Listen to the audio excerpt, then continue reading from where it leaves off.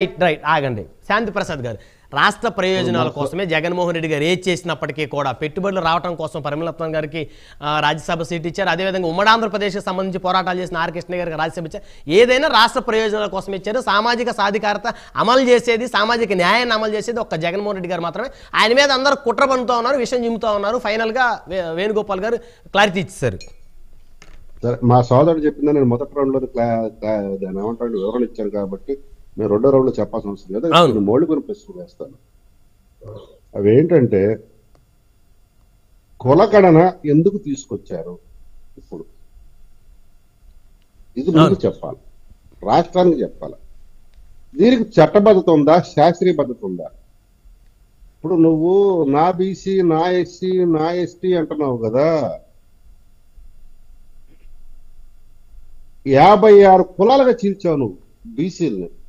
Are Krishnaiah ఇక్కడ వాడు కాదు, అక్కడ వాడు అని చెప్పినా గానీ ఇక్కడ ఎవడూ లేడు. ఇక్కడ బీసీలో మగోడే లేడు. ఆంధ్ర రాష్ట్రంలోని బయట రాష్ట్రం నుంచి తీసుకొచ్చావు. అతనికి ఎంపీ పదవి ఇచ్చావు. ఇచ్చామంటున్నావు. ఉమ్మడి రాష్ట్రంలో పనిచేసిన చాలా మంది ఉన్నారు. మరి వాళ్ళందరినీ గౌరవిస్తున్నావా? లేదుగా. ఉమ్మడి రాష్ట్రంలో పనిచేసిన ముఖ్యమంత్రి రోసయ్య గారికి ఏం గౌరవం ఇచ్చారు ఆయన చనిపోయిన తర్వాత? అది కూడా అడగాల ప్రతిపక్షాలు. చాలా అంశాలు వస్తాయి. అవును.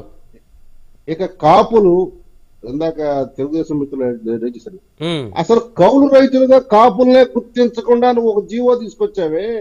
నువ్వు కాపులకి ఏమిస్తా, ఏం చేస్తావు? ఒక కౌలు రైతుగా కాపు చనిపోతే అతనికి అసలు ఆ నష్టపరిహారమే రాకుండా నువ్వు చేశావు. ఆ నష్టపరిహార చట్టంలో నువ్వు తీసుకొచ్చిన జీవోలో. ఇక బీసీ బిల్లు, అసలు ఈ వ్యక్తికి పాలన అంటే అనుభవం ఏమాత్రం అవగాహన ఉందా? ఒక బిల్లు తీసుకొచ్చినప్పుడు, అందులో కీలకమైన బిల్లులు తీసుకొచ్చినప్పుడు సామాజిక సమీకరణాలు మారే పరిస్థితులు ఉన్నప్పుడు, అది సమాజం మీద తీవ్రమైన ప్రభావం చూపించేది దీర్ఘకాలికంగా అయినప్పుడు ప్రజలలో చర్చ పెట్టాలి. ఫస్ట్ ఒక బిల్లు తీసుకొచ్చినప్పుడు ప్రజల్లో చర్చ పెట్టాలి. చర్చ పెట్టి ప్రజల నుంచి ఫీడ్బ్యాక్ తీసుకోవాలి. అసలు బీసీ బిల్లు అసలు ఆఖరి అసెంబ్లీలో నువ్వు ప్రవేశపెడతానని ఇప్పుడు మా తిరుపతిలో చెప్తుంటే నేను వింటాను తప్ప ప్రభుత్వం నుంచి నాకు ఎంతమందికి అటువంటి వివరణ రాలా. ఇవాళ అసెంబ్లీ ప్రారంభం అవుతుంది. ఇప్పుడు చెప్తున్నాడు తిరుగుతాడు బీసీ బిల్లు పెడుతున్నామని. ఈ కుల గణన, ఈ బీసీ బిల్లు దేనికోసమో నాకు ఒకే ఒక సన్నివేశం గుర్తుకొస్తే ఆ సన్నివేశం చెప్తానండి. మనం జాతరలో గొర్రెపోతుల్ని పసుపు వేసి కుంకుమ పెట్టి తాడు కట్టి వేపమండల కట్టి ఊరుగురా తిప్పుతాం. ఎందుకు తిప్పుతాం? మా పిచ్చిమండకు తెలియదు, మనం తింటాను కానీ సంగతి. అది నన్ను విలువిస్తున్నారు కదా అదే అనుకుంటుంది. వీళ్ళు మంత్రులు సామాజిక, ఇప్పుడు ఇందాక లిస్టు చెప్పాడు కదా మొదటి రౌండ్ లో మా మిత్రుడు, వీళ్ళందరినీ ఒక 2 బస్సుల్లో ఎక్కించి యాప మండలు కట్టి ఇదివారా అబ్బాయి ఎంతమంది బీసీలకు మేము ఇచ్చామని చెప్పేసి ఊరూరా జాతరలా తిప్పారు.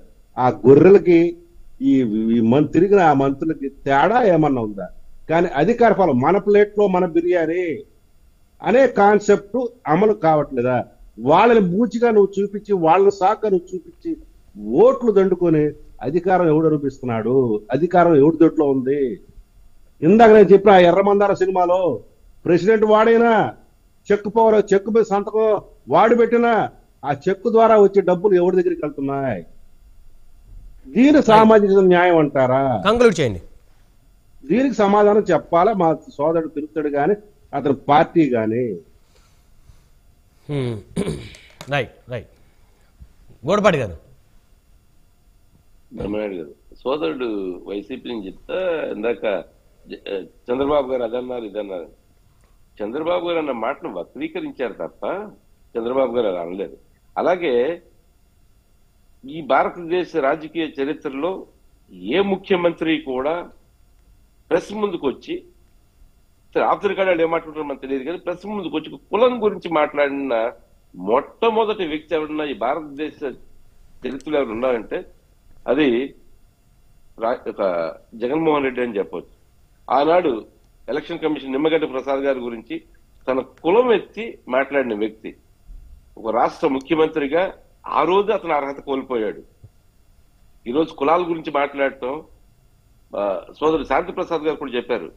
బీసీలని స్వర్గీయ సర్దార్ గౌతు లచ్చన్న గారు అన్ని కులాలని కలిపి ఏకం చేసి బీసీలు సంఘటితంగా ఉండాలని పోరాటం చేస్తున్న వ్యక్తి స్వర్గీయ సర్దార్ గౌతులచ్చన్న. ఆ కులాలన్నీ కలిపి బీసీ కులాలుగా ఏర్పడిస్తాయి. ఈ రోజున ఈ జగన్మోహన్ రెడ్డి వచ్చి 59 కులాలుగా విడగొట్టి విభజించు పాలించు అనే బ్రిటిష్ పాలనలో విధంగా ఇతను ప్రవర్తిస్తున్నాడు. కులాల మధ్యన కుప్పులాటలు, తన స్వలాభం తప్ప ఇంకోటి తెలియని వ్యక్తి ఎవరు ఉన్నారంటే ఈ భారతదేశ చరిత్రలో.